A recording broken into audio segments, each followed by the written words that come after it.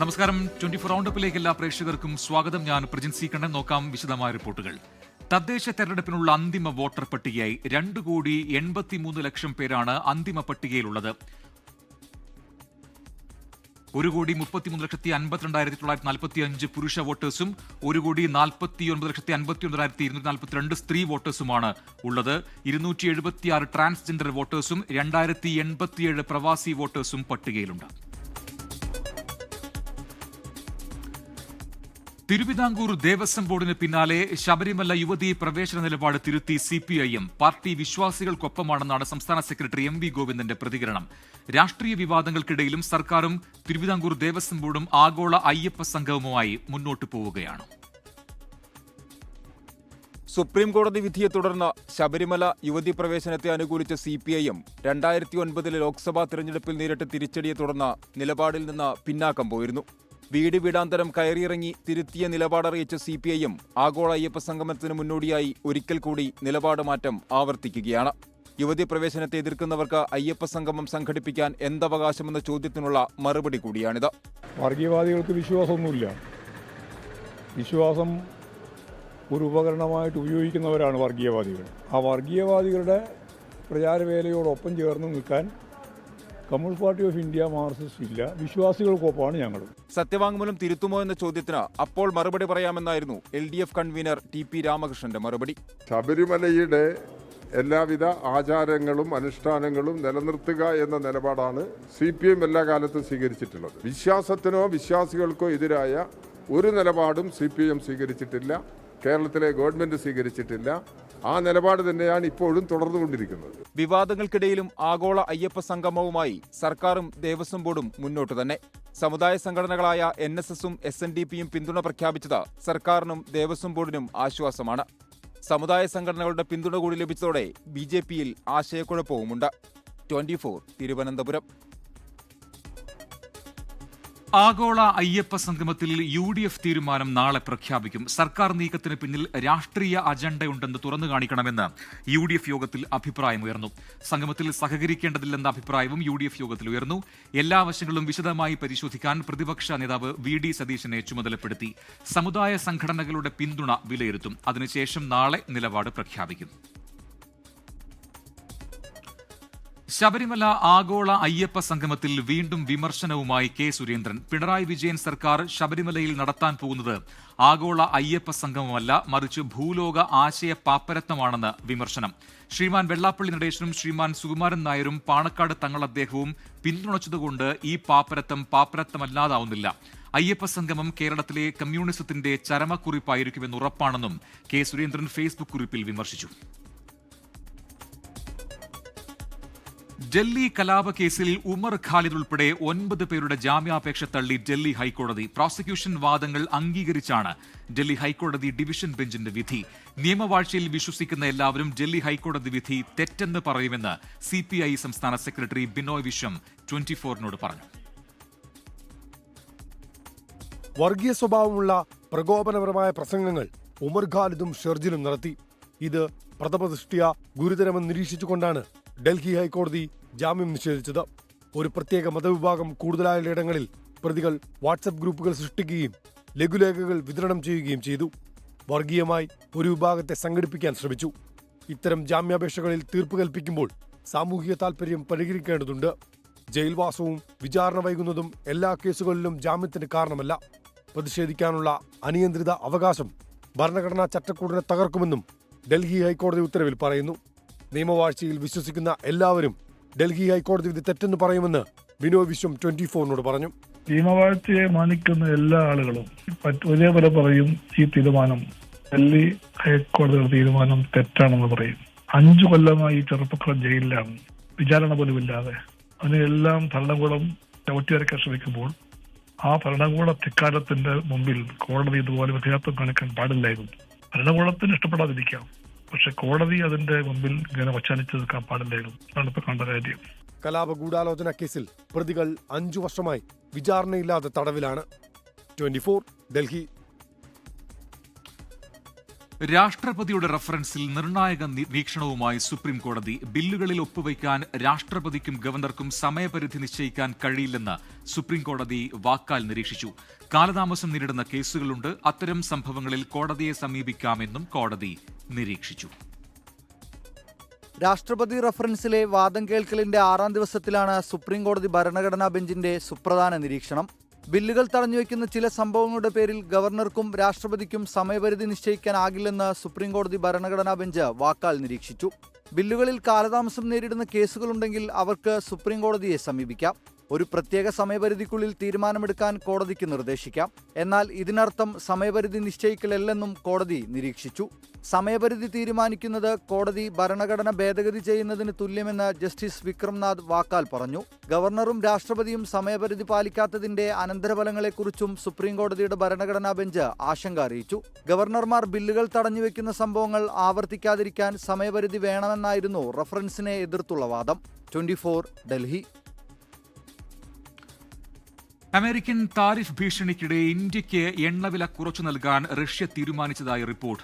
ബാരലിന് $3 മുതൽ $4 വരെ കുറച്ചു നൽകാൻ റഷ്യ തീരുമാനിച്ചതായാണ് ബ്ലൂംബെർഗ് റിപ്പോർട്ട് ചെയ്യുന്നത്. ഷാങ്ഹായ് ഉച്ചകോടിയിൽ ഇന്ത്യൻ പ്രധാനമന്ത്രി നരേന്ദ്രമോദി ചൈനീസ് പ്രസിഡന്റ് ഷീ ജിൻപിങ്ങുമായും റഷ്യൻ പ്രസിഡന്റ് വ്ളാഡിമിർ പുടിനുമായും നടത്തിയ ചർച്ചകൾ ആഗോള മാധ്യമങ്ങൾ ഏറ്റെടുത്തതിന് പിന്നാലെയാണ് ബ്ലൂംബെർഗ് റിപ്പോർട്ട് പുറത്തുവന്നത്. ഡിജിറ്റൽ സാങ്കേതിക സർവകലാശാല VC നിയമനത്തിൽ നിന്ന് മുഖ്യമന്ത്രിയെ മാറ്റണമെന്നാവശ്യപ്പെട്ട് ഗവർണർ സുപ്രീം കോടതിയിൽ. UGC ചട്ടപ്രകാരം VC നിയമനത്തിൽ മുഖ്യമന്ത്രിക്ക് പങ്കില്ലെന്നും ഗവർണർ ചൂണ്ടിക്കാട്ടി. ഗവർണറുടെ നീക്കം ജനാധിപത്യ മര്യാദ ലംഘിക്കുന്നതെന്ന് ഉന്നത വിദ്യാഭ്യാസ മന്ത്രി ഡോക്ടർ R. ബിന്ദു പറഞ്ഞു. ഡിജിറ്റൽ സാങ്കേതിക സർവകലാശാല വൈസ് ചാൻസലർ നിയമനത്തിൽ മുഖ്യമന്ത്രിയുടെ പങ്കാളിത്തം ഉറപ്പാക്കിയ ഉത്തരവിൽ ഭേദഗതി ആവശ്യപ്പെട്ടാണ് ഗവർണർ സുപ്രീം കോടതിയെ സമീപിച്ചത്. ഭരണത്തലവനെന്ന നിലയിൽ കോളേജുകളുടെ ഭരണത്തിൽ മുഖ്യമന്ത്രിക്ക് ഇടപെടാമെങ്കിലും VC നിയമനത്തിൽ ഒരു പങ്കുമില്ലെന്ന് ഗവർണർ ഹർജിയിൽ ഉന്നയിച്ചു. ബംഗാളിലെ VC നിയമന മോഡലിൽ സെർച്ച് കമ്മിറ്റി പാനൽ മുഖ്യമന്ത്രിക്കാണ് സമർപ്പിക്കുക. ഇതേ മാതൃകയിലാണ് കേരളത്തിലെ സെർച്ച് കമ്മിറ്റി നടപടികൾ കോടതി നിശ്ചയിച്ചത്. UGC ചട്ടപ്രകാരം മുഖ്യമന്ത്രിക്കോ മന്ത്രിമാർക്കോ VC നിയമനത്തിൽ ഇടപെടാൻ ആകില്ലെന്നും ഗവർണർ ഹർജിയിൽ ആരോപിച്ചു. അതിനാൽ പാനൽ മുഖ്യമന്ത്രിക്ക് നൽകണമെന്ന നിർദ്ദേശം പിൻവലിക്കണമെന്നും സെർച്ച് കമ്മിറ്റി തലവൻ റിട്ടയർഡ് ജസ്റ്റിസ് സുധാൻഷു ധൂലിയെ തയ്യാറാക്കുന്ന പാനൽ തനിക്ക് നേരിട്ട് കൈമാറണമെന്നും ഗവർണർ ഹർജിയിലൂടെ ആവശ്യപ്പെട്ടു.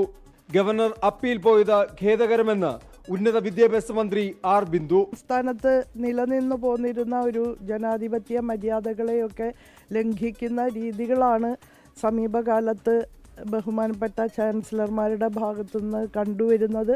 അത് വളരെ കഷ്ടമാണ്. നമ്മുടെ സർവകലാശാലകളുടെ അക്കാദമിക് ഗുണനിലവാരം വർദ്ധിപ്പിക്കുന്ന കാര്യത്തിൽ കൈകോർത്ത് പിടിച്ച് മുന്നോട്ട് പോകുന്നതിന് പകരം കാലുഷ്യങ്ങൾ സൃഷ്ടിക്കുന്ന നടപടികളിൽ നിന്ന് ഏവരും പിന്തിരിയേണ്ടതാണ് എന്നാണ് പറയാനുള്ളത്. സെർച്ച് കമ്മിറ്റിയിൽ UGC പ്രതിനിധിയെ ഉൾപ്പെടുത്തണമെന്നും ഗവർണർ ആവശ്യപ്പെട്ടിട്ടുണ്ട്. VC നിയമന കേസിൽ കക്ഷി ചേരാൻ UGCയും സുപ്രീം കോടതിയിൽ അപേക്ഷ നൽകി. R. അച്യുതൻ, 24 ഡൽഹി. കേരള സർവകലാശാല രജിസ്ട്രാർ ഇൻചാർജ് സ്ഥാനത്ത് നിന്ന് മിനി കാപ്പനെ മാറ്റി സിൻഡിക്കേറ്റ് യോഗം. ഇടത് സിൻഡിക്കേറ്റ് അംഗങ്ങളുടെ ആവശ്യം യോഗം അംഗീകരിച്ചു.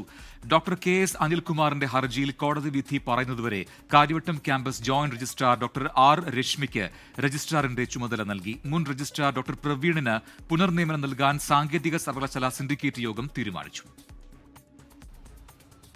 രജിസ്ട്രാർ കസേരയിലിരിക്കുന്ന മിനി കാപ്പൻ ആരാണെന്ന് ചോദ്യമുന്നയിച്ചുകൊണ്ട് സിൻഡിക്കേറ്റ് യോഗത്തിന്റെ തുടക്കത്തിൽ തന്നെ ഇടതംഗങ്ങൾ പ്രതിഷേധിച്ചു.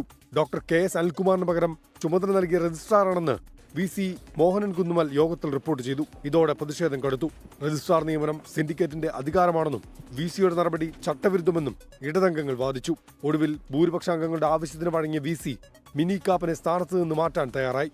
ഇന്നത്തെ യോഗശേഷം മിനി കാപ്പൻ രജിസ്ട്രാർ ചുമതല ഒഴിയും. ഡോക്ടർ KS അനിൽകുമാർ ഹൈക്കോടതിയിൽ നൽകിയ ഹർജിയിൽ വിധി വരുന്നതുവരെ R. രശ്മിയായിരിക്കും കേരള സർവകലാശാല രജിസ്ട്രാർ. ഇതോടെ സർവകലാശാലയിലെ ഭരണപ്രതിസന്ധിക്കും താൽക്കാലിക പരിഹാരമായി. സിൻഡിക്കേറ്റ് യോഗം ബഹിഷ്കരിക്കാനായിരുന്നു ആദ്യം ഇടതംഗങ്ങൾ ആലോചിച്ചത്. അതേസമയം മുൻ രജിസ്ട്രാർ ഡോക്ടർ പ്രവീണിന് പുനർനിയമനം നൽകാൻ സാങ്കേതിക സർവകലാശാല സിൻഡിക്കേറ്റ് യോഗം തീരുമാനിച്ചു. മുൻ പരീക്ഷാ കൺട്രോളർ അനന്തലക്ഷ്മിക്കും പുനർനിയമനം നൽകാൻ സർക്കാരിനോട് ശുപാർശ ചെയ്യാൻ തീരുമാനിച്ചു. 24 തിരുവനന്തപുരം. മാതാവിനെതിരായ അധിക്ഷേപ പരാമർശത്തിൽ വൈകാരിക പ്രതികരണവുമായി പ്രധാനമന്ത്രി നരേന്ദ്രമോദി. തന്റെ മരിച്ചുപോയ മാതാവിനെ വരെ രാഷ്ട്രീയത്തിലേക്ക് വലിച്ചിഴച്ചെന്നും എല്ലാ മാതാപിതാക്കളെയും കോൺഗ്രസും RJDയും അപമാനിക്കുന്നുവെന്നും മോദി വൈകാരികമായി പ്രതികരിച്ചു. ബീഹാറിലെ വനിതകൾക്കുള്ള സംരംഭകത്വ വികസന നിധി വീഡിയോ കോൺഫറൻസിലൂടെ ഉദ്ഘാടനം ചെയ്യുന്നതിനിടെയായിരുന്നു പ്രതികരണം. എന്ത് തെറ്റാണ് അമ്മ ചെയ്തതെന്നും കുടുംബാധിപത്യത്തിൽ അഭിരമിക്കുന്നവർക്ക് ആ വേദന മനസ്സിലാവില്ലെന്നും മോദി പറഞ്ഞു. തനിക്കുണ്ടായ വേദന ബീഹാർ ജനതയ്ക്ക് അറിയാമെന്നും പ്രധാനമന്ത്രി പ്രതികരിച്ചു. രാഹുൽ മാങ്കൂട്ടത്തിനെതിരായ അച്ചടക്ക നടപടിയിലെ എ ഗ്രൂപ്പ് വിമർശനത്തെ തള്ളി VD സതീശൻ പക്ഷം. രാഹുലിനെതിരായ നടപടി ഒറ്റക്കെട്ടായി എടുത്ത തീരുമാനമാണെന്നും അന്ന് യോജിച്ചവർ ഇന്ന് എതിർക്കുന്നുവെന്നും കുറ്റപ്പെടുത്തൽ. അതേസമയം രാഹുലിനെതിരായ ലൈംഗികാരോപണ കേസിൽ ക്രൈംബ്രാഞ്ച് നിയമോപദേശം തേടും. രാഹുൽ മാങ്കൂട്ടത്തിനെതിരായ നടപടിയിൽ പാർട്ടിക്കുള്ളിലെ അഭിപ്രായ വ്യത്യാസങ്ങൾ മറനീക്കി പുറത്തുവരുന്നതാണ് എ ഗ്രൂപ്പിന്റെ വിമർശനത്തോടെ കണ്ടത്. ഇതോടെ ചിതറിക്കിടന്ന എ ഗ്രൂപ്പ് വീണ്ടും സജീവമായി. CPIM നേതാക്കൾക്കെതിരെ ലൈംഗിക ആരോപണങ്ങളും കേസുകളും വന്നപ്പോൾ ആരോപണ വിധേയർക്കെതിരെ കടുത്ത നടപടികൾ ഒന്നുമുണ്ടായില്ല. എന്നാൽ രാഹുലിനെതിരായ അച്ചടക്ക നടപടിയിൽ പ്രതിപക്ഷ നേതാവ് തിടുക്കം കാട്ടിയെന്നും വിമർശനമുയർന്നു. കൂടിയാലോചിച്ചെടുത്ത തീരുമാനത്തിൽ പുനരാലോചനയില്ലെന്ന നിലപാടിലാണ് VD സതീശൻ പക്ഷം. അതേസമയം രാഹുൽ മാങ്കൂട്ടത്തിനെതിരായ കേസിൽ ആരോപണമുന്നയിച്ച സ്ത്രീകൾ മൊഴി നൽകാൻ വിസമ്മതിച്ചാൽ പോലീസ് നിയമോപദേശം തേടും. ആരോപണമുന്നയിച്ചവരുമായി ബന്ധപ്പെടുകയും നേരിട്ട് കാണുകയും ചെയ്ത 4 മാധ്യമപ്രവർത്തകരിൽ നിന്ന് അന്വേഷണ സംഘം മൊഴിയെടുക്കും. ഇതിനുശേഷമാകും രാഹുലിനെ ചോദ്യം ചെയ്യുക. 24 തിരുവനന്തപുരം. കലാപം പൊട്ടിപ്പുറപ്പെട്ട് 2 വർഷത്തിനു ശേഷം മണിപ്പൂർ സന്ദർശിക്കാൻ പ്രധാനമന്ത്രി നരേന്ദ്രമോദി. ഈ മാസം 13-ന് മോദി മണിപ്പൂർ സന്ദർശിക്കുമെന്നാണ് റിപ്പോർട്ടുകൾ. എന്നാൽ സന്ദർശനത്തെക്കുറിച്ച് കേന്ദ്ര സർക്കാർ ഇതുവരെയും ഔദ്യോഗികമായി സ്ഥിരീകരിച്ചിട്ടില്ല. ഒടുവിൽ മോദി മണിപ്പൂരിലേക്ക് എത്തുന്നു. കേന്ദ്രത്തിന്റെ ആക്ട് ഈസ്റ്റ് പോളിസിയുടെ ഭാഗമായി പൂർത്തിയാക്കിയ വികസന പ്രവർത്തനങ്ങളുടെ ഉദ്ഘാടനത്തിനാണ് മോദി എത്തുന്നത്. ആദ്യം മിസോറാം സന്ദർശിക്കുന്ന മോദി ബൈരാബി സൈരാഗ് റെയിൽവേ ലൈൻ ഉദ്ഘാടനം ചെയ്യും. ഐസ്വാളിനെ മറ്റ് സംസ്ഥാനങ്ങളുമായി ബന്ധിപ്പിക്കുന്നതാണ് 51 കിലോമീറ്റർ ദൈർഘ്യമുള്ള പുതിയ റെയിൽവേ ലൈൻ. ഇതിനുശേഷമായിരിക്കും മണിപ്പൂർ സന്ദർശനം. മിസോറാം സർക്കാർ വൃത്തങ്ങളാണ് ഇക്കാര്യം സ്ഥിരീകരിച്ചത്. എന്നാൽ കേന്ദ്രം ഇതുവരെ പ്രധാനമന്ത്രിയുടെ ഷെഡ്യൂൾ പുറത്തുവിട്ടിട്ടില്ല. 2023 കൂക്കി മെയ്തേയ് കലാപത്തിന് ശേഷം മോദി സംസ്ഥാനം സന്ദർശിക്കാത്തതിനെ പ്രതിപക്ഷം കുറ്റപ്പെടുത്തിയിരുന്നു. രാഹുൽ ഗാന്ധി അടക്കമുള്ളവർ നേരിട്ടും സംസ്ഥാനത്തെത്തിയിരുന്നു. 2 വർഷമായി തുടരുന്ന കലാപത്തിൽ 260ഓളം പേർക്കാണ് ജീവൻ നഷ്ടമായത്. ഫെബ്രുവരിയിൽ മുഖ്യമന്ത്രി ബീരേൻ സിംഗ് രാജിവെച്ചത് മുതൽ സംസ്ഥാനത്ത് രാഷ്ട്രപതി ഭരണമാണ്. 24 ഡൽഹി. ഭിന്നതയ്ക്കിടെ ഓണം വാരാഘോഷത്തിന് ഗവർണറെ നേരിട്ട് ക്ഷണിച്ച് സംസ്ഥാന സർക്കാർ. മന്ത്രിമാരായ V ശിവൻകുട്ടിയും മുഹമ്മദ് റിയാസുമാണ് ഓണം ഘോഷയാത്രയുടെ ഫ്ളാഗ് ഓഫ് നിർവഹിക്കാൻ ഗവർണറെ ഔദ്യോഗികമായി രാജ്ഭവനിലെത്തി ക്ഷണിച്ചത്. ഗവർണർക്ക് സർക്കാരിന്റെ ഓണക്കോടി മന്ത്രിമാർ കൈമാറി. സർക്കാർ ക്ഷണം സ്വീകരിച്ച ഗവർണർ ഘോഷയാത്രയിൽ പങ്കെടുക്കും. പരിപാടിക്ക് ക്ഷണിച്ച് മുഖ്യമന്ത്രിയും നേരത്തെ ഗവർണറെ വിളിച്ചിരുന്നു. സെപ്റ്റംബർ 9-നാണ് ഘോഷയാത്ര. രാജ്ഭവനിലെ പരിപാടിയിൽ ഭാരതാംബയുടെ ചിത്രം വെച്ചതിൽ പ്രതിഷേധിച്ച് ഇറങ്ങിപ്പോയതിനു ശേഷം മന്ത്രി V ശിവൻകുട്ടി ഇതാദ്യമായാണ് രാജ്ഭവനിൽ എത്തിയത്. ഉത്തരേന്ത്യയിൽ മഴക്കെടുതി രൂക്ഷം. പഞ്ചാബിൽ 29 മരണം. ഹിമാചൽ പ്രദേശിലെ 4 ജില്ലകളിൽ റെഡ് അലർട്ട് പ്രഖ്യാപിച്ചു. നിരവധി വീടുകളും റോഡുകളും വെള്ളത്തിനടിയിലായി. യമുനാ നദിയിൽ ജലനിരപ്പ് അപകടനിലയ്ക്ക് മുകളിലാണ്. ഡൽഹിയിൽ ജാഗ്രതാ നിർദ്ദേശം നൽകി. തുടർച്ചയായി പെയ്ത മഴ ഉത്തരേന്ത്യൻ സംസ്ഥാനങ്ങളിൽ കനത്ത നാശനഷ്ടമാണ് വിതച്ചത്. ഉത്തരാഖണ്ഡിലും ജമ്മു കാശ്മീരിലുമായി നിരവധി പേരാണ് മരിച്ചത്. കാണാതായവർക്കായുള്ള തിരച്ചിൽ തുടരുകയാണ്. പഞ്ചാബിൽ മഴക്കെടുതിയിൽ മരണം 29ആയി. 2000-ലധികം പേരെ പ്രശ്നബാധിത മേഖലകളിൽ നിന്ന് സുരക്ഷിത ഇടങ്ങളിലേക്ക് മാറ്റി. നിരവധി വീടുകൾക്ക് കേടുപാടുകൾ സംഭവിച്ചു. ജമ്മു കാശ്മീരിലും ഉത്തർപ്രദേശിലും മഴക്കെടുതി ബാധിച്ച മേഖലകളിലെ സ്കൂളുകൾക്ക് ഇന്നും അവധിയാണ്. ഡൽഹിയിലും NCR മേഖലയിലും വെള്ളം കയറി. യമുനാ നദിയിൽ ജലനിരപ്പ് അപകടനിലയ്ക്ക് മുകളിലാണ്. തീരത്തുള്ള വീടുകളിലേക്ക് വെള്ളം കയറിയാൽ പ്രദേശവാസികളെ മാറ്റിപ്പാർപ്പിക്കുന്നതിനായി മയൂർ വിഹാറിൽ ക്യാമ്പുകൾ സജ്ജമാക്കിയിട്ടുണ്ട്. ഇന്ന് വൈകുന്നേരം 5 മണി മുതൽ ലോഹാപൂരിലൂടെയുള്ള ഗതാഗതം നിർത്തിവെക്കും. 24 ഡൽഹി. അഫ്ഗാനിസ്ഥാനിൽ വീണ്ടും ഭൂചലനം. റിക്ടർ സ്കെയിലിൽ 5.2 തീവ്രത രേഖപ്പെടുത്തി. കുനാർ പ്രവിശ്യയിലെ ജലാലാബാദിന് സമീപത്താണ് ഇപ്പോൾ നടന്ന ഭൂചലനത്തിന്റെയും പ്രഭവ കേന്ദ്രം. ഐക്യരാഷ്ട്രസഭയുടേതുൾപ്പെടെയുള്ള ദുരന്ത നിവാരണ സേന സംഭവസ്ഥലത്തേക്ക് നീങ്ങിക്കൊണ്ടിരിക്കുകയാണ്. മരണസംഖ്യ ഇനിയും ഉയരുമെന്ന മുന്നറിയിപ്പ് നേരത്തെ തന്നെ ഐക്യരാഷ്ട്രസഭ നൽകിയിരുന്നു. ഭൂചലനത്തിൽ ആകെ മരിച്ചവരുടെ എണ്ണം 1400 കടന്നു. 3000-ലധികം പേർക്ക് പരിക്കേറ്റു. തെലങ്കാന മുൻ മുഖ്യമന്ത്രി കെ ചന്ദ്രശേഖര റാവുവിന്റെ ഭാരത് രാഷ്ട്രസമിതിയിൽ പൊട്ടിത്തെറി. മകളും MLCയുമായ കെ കവിതയെ പാർട്ടിയിൽ നിന്ന് സസ്പെൻഡ് ചെയ്തു. മുതിർന്ന നേതാക്കൾക്കെതിരെ പരസ്യ ആരോപണം ഉന്നയിച്ചതിന് പിന്നാലെയാണ് നടപടി. കുറെ കാലമായി പാർട്ടിയോട് ഇടഞ്ഞു നിൽക്കുകയായിരുന്നു KCRന്റെ മകൾ കെ കവിത. പാർട്ടിയിലെ ഒരു വിഭാഗം തനിക്കെതിരെ ഗൂഢാലോചന നടത്തുന്നതായി കവിത പലപ്പോഴും തുറന്നടിച്ചിരുന്നു. ഇതിനിടെയാണ് KCRന്റെ അഭിമാന പദ്ധതികളിലൊന്നായ കലേശ്വരം ജലസേചന പദ്ധതിയിലെ അഴിമതിയിൽ തെലങ്കാന സർക്കാർ CBI അന്വേഷണം പ്രഖ്യാപിച്ചത്. പിന്നാലെ KCRനെ ബലിയാടാക്കി ചില നേതാക്കൾ കോടീശ്വരന്മാരായെന്നാരോപിച്ച് കെ കവിത രംഗത്തെത്തി. മുതിർന്ന നേതാക്കളും അടുത്ത ബന്ധുക്കളുമായ ഇരുവർക്കുമെതിരെ നടത്തിയ അഴിമതി ആരോപണമാണ് കവിതയെ പുറത്താക്കാനുള്ള പ്രധാന കാരണം. BRSന്റെ രജത ജൂബിലി യോഗത്തിന് ശേഷം കവിത പിതാവിനെഴുതിയ കത്ത് ചോർന്നതും വിവാദമായിരുന്നു. 24 ചെന്നൈ. വ്യാജ പീഡന പരാതിയിൽ 11 വർഷത്തിന് ശേഷം മുൻ കോളേജ് അധ്യാപകനെ കുറ്റവിമുക്തനാക്കി കോടതി. കോപ്പിയടി പിടിച്ചതിന് വിദ്യാർത്ഥികൾ നൽകിയ പീഡന പരാതിയിൽ മൂന്നാർ ഗവൺമെന്റ് കോളേജിൽ അധ്യാപകനായിരുന്ന ആനന്ദ് വിശ്വനാഥിനെ വെറുതെ വിട്ടു. SFI അനുഭാവികളായിരുന്ന വിദ്യാർത്ഥികൾ നൽകിയ പരാതിയിലായിരുന്നു അധ്യാപകൻ അന്ന് പ്രതിയായത്. 2014 കേസിനാസ്പദമായ സംഭവം. മൂന്നാർ ഗവൺമെന്റ് കോളേജിലെ എക്കണോമിക്സ് വിഭാഗം മേധാവിയായിരുന്നു ആനന്ദ് വിശ്വനാഥൻ. MA എക്കണോമിക്സ് 2ാം സെമസ്റ്റർ പരീക്ഷയ്ക്കിടെ കോപ്പിയടിച്ച വിദ്യാർത്ഥികളെ പിടികൂടിയതിനു പിന്നാലെ പീഡന പരാതി ഉയർന്നു. 5 വിദ്യാർത്ഥികളാണ് അധ്യാപകനെതിരെ പരാതി നൽകിയത്. ഇതിൽ 4 പേരുടെ മൊഴിപ്രകാരം 4 കേസുകൾ എടുത്തു. 2 കേസുകളിൽ അധ്യാപകനെ നേരത്തെ കുറ്റവിമുക്തനാക്കിയിരുന്നു. ശേഷിക്കുന്നവയിൽ 3 വർഷം തടവിന് വിധിച്ചെങ്കിലും മേൽക്കോടതിയിൽ അപ്പീൽ നൽകി. ഇതിലാണ് ഇപ്പോൾ അനുകൂല വിധി. സെക്ഷൽ ഹറാസ്മെന്റ് അവിടെ നടന്നിട്ടുണ്ടെങ്കിൽ കോളേജിലെ പ്രിൻസിപ്പലില്ലേ അതറിയുന്നില്ല, കോളേജിലെ വനിതാ ടീച്ചർമാരില്ലേ അറിയുന്നില്ല. എന്ത് ഒരു 500 മീറ്റർ താഴെ പോയി കഴിഞ്ഞാൽ പോലീസ് സ്റ്റേഷനില്ലേ, അവിടെ ജനമൈത്രി പോലീസില്ലേ, പറയാറുന്നില്ലേ, കംപ്ലൈന്റ് കൊടുക്കാറുന്നില്ലേ. ഇവിടെയും ഒന്നും പോകാത്ത കുട്ടികൾ ഈ പരാതി 5-ാം തീയതി എന്ന് പറയപ്പെടുന്ന സംഭവം പരാതിപ്പെടുന്നത് 16-ാം തീയതിയാണ്. അത് എവിടെ വെച്ചിട്ടാണ്? മാർക്സിസ്റ്റ് കമ്മ്യൂണിസ്റ്റ് പാർട്ടിയിൽ വെച്ചിട്ട് എഴുതിയെന്നാണ് പിള്ളേർ കോടതിയിൽ വന്ന് പറഞ്ഞത്. SFI അനുഭാവികളായ പെൺകുട്ടികൾ മൂന്നാറിലെ CPIM പാർട്ടി ഓഫീസിൽ വെച്ച് തയ്യാറാക്കിയ പരാതിയിൽ കഴമ്പില്ല എന്ന് സർവകലാശാല അന്വേഷണ കമ്മീഷൻ നേരത്തെ കണ്ടെത്തിയിരുന്നു. പീഡനക്കേസിൽ കുടുക്കി പക വീട്ടാനുള്ള ശ്രമമാണ് വിദ്യാർത്ഥികളുടേതെന്ന് കോടതി വിമർശിച്ചു. ഇതിന് കോളേജ് പ്രിൻസിപ്പാൾ കൂട്ടുനിന്നതായും രാഷ്ട്രീയ ഗൂഢാലോചന നടന്നുവെന്നും കോടതി നിരീക്ഷിച്ചു. 24 Idukki. Malappuram Malathiyur KHM higher secondary സ്കൂളിൽ RSS ഗണഗീതം പാടി കുട്ടികൾ. സ്വാതന്ത്ര്യദിനാഘോഷ പരിപാടിക്കിടെയാണ് സംഭവം. പ്രതിഷേധവുമായി DYFIയും യൂത്ത് കോൺഗ്രസും രംഗത്തെത്തി. അബദ്ധം പറ്റിയെന്നും വീഴ്ച വരുത്തിയ അധ്യാപകനെതിരെ നടപടിയെടുത്തെന്നും സ്കൂൾ അധികൃതർ വ്യക്തമാക്കി. സ്വാതന്ത്ര്യദിനാഘോഷത്തിൽ കുട്ടികൾ അവതരിപ്പിച്ച പരിപാടിയിലാണ് RSS ഗണഗീതവും ഉൾപ്പെട്ടത്.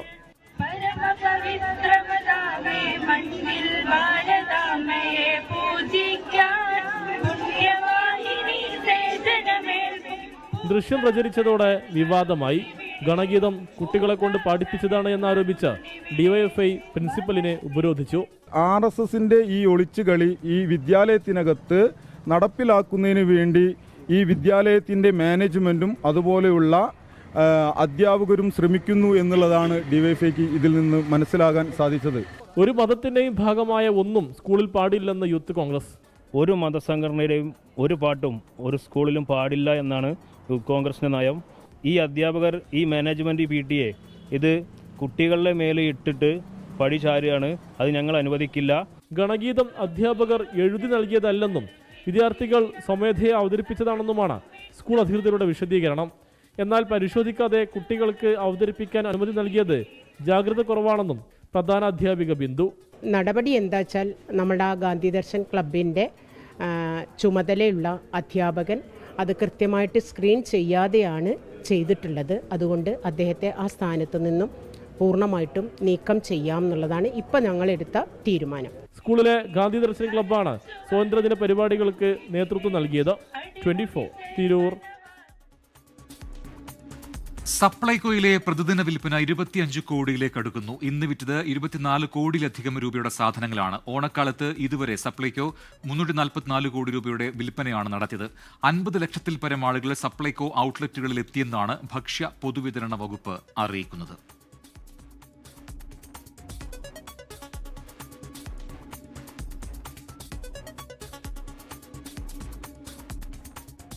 റൗണ്ട് പൂർത്തിയാവുന്നു. നമസ്കാരം. ലോകത്തെവിടെയായാലും ഏത് സമയത്തും 24 വാർത്തകളും ഓഗ്മെന്റഡ് റിയാലിറ്റി പാക്കേജുകളും എക്സ്പ്ലെയിനറുകളും വിശദമായി കാണാൻ ഞങ്ങളുടെ യൂട്യൂബ് ചാനൽ നിങ്ങൾക്ക് സബ്സ്ക്രൈബ് ചെയ്യാം.